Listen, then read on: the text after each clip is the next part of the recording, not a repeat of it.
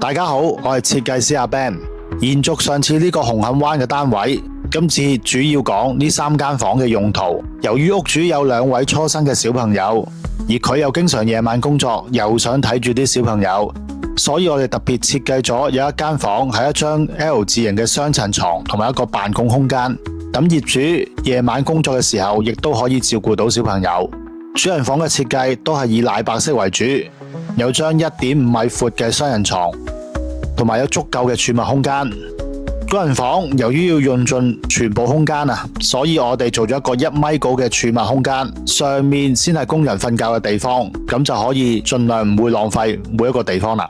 如果大家中意我哋呢條片，請大家 like、訂閱同留言。想知道片裏面更多資訊嘅，可以 PM 我哋。